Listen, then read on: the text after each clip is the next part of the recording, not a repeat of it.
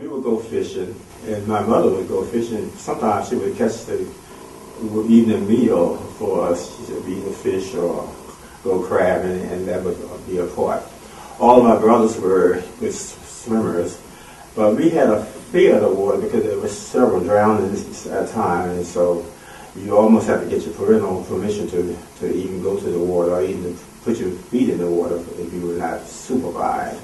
They used to, we had an area called Brookshire, which is right across from our house, and the kids, the African Americans, used to roll over there. This was before people started buying that property, and Dan used to come over there later in life. But they used to swim during the summertime, and then we would go like a nature study and just study some of the water things like the crabs and even some snakes we have seen in that area. There was like a canal ditch that would you had a rowboat that would come close to the house, and you were to get to the Mackinac River. You just used to roll out there and enjoy the river. We also had Mr. IT. He had a confectioner and an ice cream store next door. So you save up you could get a lot of candy for a penny during that time. Tootsie Rolls and 5-cent ice cream cone would give you a double dipper. My favorite was Tutti Frutti at that time. And it was homemade ice cream at that particular time. Well, we were near the country club and members, and they used to have dances and dinners. I guess that was the big thing. We didn't have to do a lot. We went to the movies once in a while. In 1950-something, I was involved. We went to build a new Army Recreation Center here in West Point, up there on 23rd Street. We're on the boundary line between West Point and Port Richmond. And I was on a committee of that, so we went to Blackstone, saw a building like and got the copy there and drew. We had a big gym. The National Guard was there. We had dances, and we had the biggest gym in the area, so we played basketball. One thing I'll tell you, though, we got Tommy Dorsey came down one night for a dance in the little West Point, the big band. Oh, well, we had the community house, which was on the corner of 9th and Main, as Peggy, I think, was saying. And they just recently, in the last couple of years, tore that down, and it broke my heart because they had conducted different programs in this community house. It was a community house. I went there for art lessons. I never could draw. I can't draw today, but I did. I had a picture for many years of this beautiful flower that I drew. That was all that I've learned to draw. And then later on, they had dance classes, and my mother, every time something changed, I was right there signing up, whether I wanted to or not, So it really was the community center. Yeah, it really was. You could go there. They'd have piano recitals in there, and and behind the community building was a playground, and it had. I was there every day. And the next door to the school was Mr. John Wesley Bray. He sold crabs, and we could go over there and get a crab for 5 cents. We enjoyed that and a soda. And we would go up to a place called Liquor Pond to play ball, and we enjoyed that just to get out of the school. Mr. Bray was famous for his devil crabs, and people used to come, I know, from Richmond just to get the devil crabs. And growing up, Mr. Bray's daughter, name was Hattie, and she had married a Thornton, Hattie Thornton. She had 2 daughters around my age, Lucy and Frances, and she would have us to clean crab shells for them. Put the devil crabs in. It was a process that they had to go through. They would give us a wash tub, like a number 3 wash tub, a paring knife, and a stiff brush. And then fill the tub up with water, and we had to sit there and clean those crab shells good, take the eyes out, and clean them good, and we were paid a penny for each crab shell that we cleaned. Sundays were I had a restriction. I couldn't go to the movies. I had friends around me. We was have a 3 o'clock matinee in the afternoon. Couldn't go to the movie. So I just watch everybody go to the movie. But when I did get of age where I could go out to places, we used to go to the Franklin building up on 14th Street, and we would get ice cream sodas and have potato chips, and we would play our latest music on the jukebox. And on 15th Street, Mr. Kai Brown opened up a building, and he called it the Orange Front. And he would play music, and we would go in there and dance. And he had like a little recreation for the teenagers and the young people there. And Miss Odell had a shop across the street from him, and she sold snow cones. And we used to go there and get snow cones. And West Point had a softball team. They were called the Quick Steps. And after we would get our snowballs, we would go there in the afternoons and watch them play. It was called, we had to go across the place. The Chesapeake had a pond that used to run, and the liquor used to run off. And there was a board that you had to walk across before you get to the diamond. And we used to had to go across the liquor pond to go to the softball games. But when I was in school, boys didn't have cars to go up to where I lived, and we did things locally as a group, such as the ball games, and there were a lot of plays that the local people put on at the school, and they were a lot of fun. I used to spend the night here. My parents couldn't drive from out there in the country here for all the activities, so I would spend the night down here if I wanted to go to anything that functioned at the school had. Mr. Guthrie had a grocery store, and he had the nicest assortment of candy. We were always glad to have a nickel to go and buy a nickel's worth of candy. You could get a lot for a penny then. People don't even stop to pick up a penny now. There were, Mr. Yao had called the Value Shop. That was a nice shop. And there were 2 drugstores, and we would meet at the drugstore after school for a Coke, or meet your friends there after school. And then there were, I don't know, some places that I wasn't allowed to go, that they probably sold bootleg whiskey or whatever, because I remember my dad telling me there was almost every store in West Point sold bootleg whiskey. It was just the way of the times then. It was like a family, it really was. And if something happened, like I'm here and I'm second house here, well, all the way down here, there was a house almost, not all the way down to First Street, but almost. But you know, it caught on fire and burned. And the fire department was not anywhere, as unique as it could be.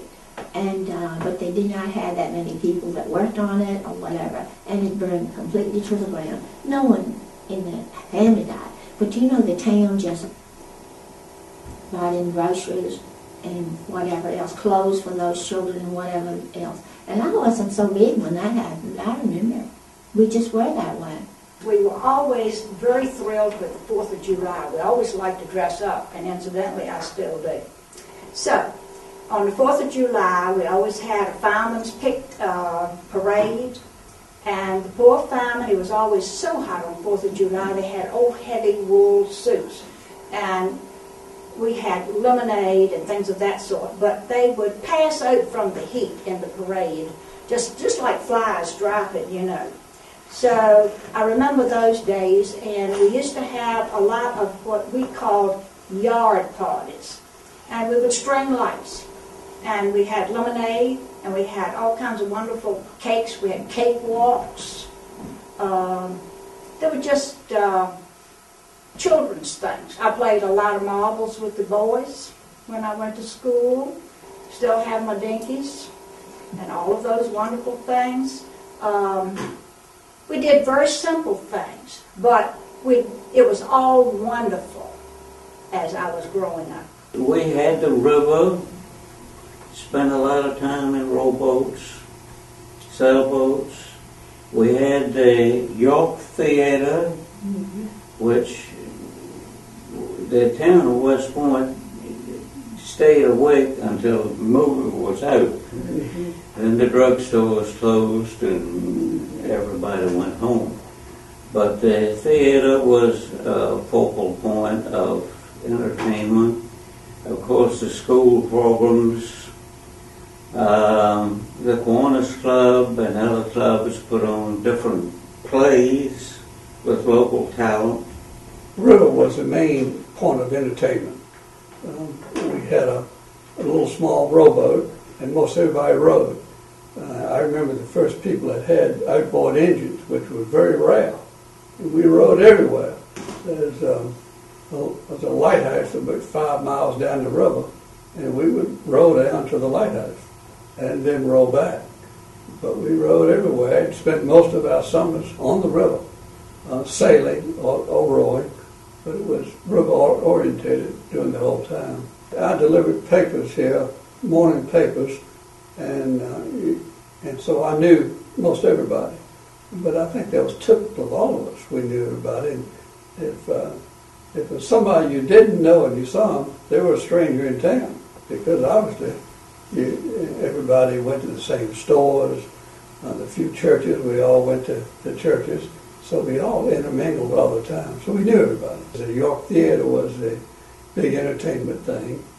You could work doing handing out handbills and that type of thing, and get free passes. And we only lived a half a block from the theater, so I always had a pocket full of passes to go to the theater. And at that time we had, the movies were scary movies, Frankenstein and Mummy and those types of things. And you often, even though I didn't live but a block away, half a block away, I was oftentimes a little scared to walk that half a block. And you particularly did walk at night. If you had a friend that lived very near, and I had to go by the Baptist church, and the Baptist church had a large tree out next to it in the cemetery there with the grave, and that tree would shake at night, and all I could think of was those Wolfman or Frankenstein, so I couldn't get by that church without running. But that was how it was. In the summertime, we'd get up and school was out, so we usually would wear a pair of shorts and go out the door, no shirt, no shoes, and just come back in time to eat. And if you acted up, the neighborhood parents would take care of you, and if not, you'd get it when you got home. But anyway, we had a good time, and back in those days, you could go down to the York Theater for matinee. It cost 14 cents to get in, so go down there with a quarter. You could get a Pepsi for 6 cents. Next door, you get a candy bar for a nickel, so a quarter would give you an afternoon of entertainment. Automobiles were a big part of our lives, especially as teenagers. We did a lot of cruising around, and we would go down to Williamsburg for movies and bowling alley and stuff like that. But in town, it was still busy. I mean, there was still a lot of business in West Point. On Saturdays, you'd have a lot of trouble finding a place to park lots of times. And in the summertime, people would bring the pickup truck down there and park in front of the post office and sell produce off the back of the truck. And it was a fun existence. I mean, maybe we didn't know any better, but we thought we had it pretty good. I didn't play golf, and I didn't cut grass like most of the kids. My grandfather gave me a $75 savings bond when I was born. And when I was like 9 years old, all I wanted was a rowboat. And we moved to the water. So I took that $75, paid a man on the York River to build me a rowboat. So I spent all my days fishing and crabbing and selling steamed crabs to my neighbors. So that's kind of what I spent before getting my driver's license. And I think getting the driver's license was a big deal. Richard mentioned going to Williamsburg. We just did that because we wanted to get out of town. Everybody ran, you know, we didn't need our parents to know what we were doing, so we could take off to go to Williamsburg. But, you know, the biggest thing about the car is we used to drive up King William County and like 10 miles up and go see this light on the railroad track. There's this big history behind this light. And so that was kind of a pastime. A lot of trouble going on up there, but it was a pastime. What was the light on the railroad track? It probably is some type of phosphorus, but it's a long thing. You sit there and the moon is out and you look. I saw it twice. Many times I went, and it starts off as a small orange glow and it gets brighter and bigger and kind of waves and goes away. And the theory behind it, the story behind it, the legend is that this boat train hit an automobile at the Cahoke stop. And when the train hit the car, the engineer's head went through the windshield of the train and it severed it, cut it off. And the legend is that ever since then, the engineer has been walking up down the tracks of Atlanta looking for his head. So I get out of college and come down with my roommate one year, and I just had a gas tank blow up in my face, and it had all this white bandage on it, and had a black jacket on and black pants, and we pulled up to the tracks to show him from Lynchburg about this light. And saw nothing, heard nothing, except there was a car parked there. We didn't see anybody. The next thing we knew, we hear some talking down the tracks. And he got closer. And then we saw this light. It was obviously not the light we thought it was. And it was a flashlight. It was coming to us. It was kind of going across the tracks and then walking closer to us. It was more than one. Don't know how many people. And it stopped at my feet. It went on up that light. When it hit my face, that flashlight went open and Marsh, all you could hear was running back down the tracks. We never saw him. We stayed for 45 minutes and never came back.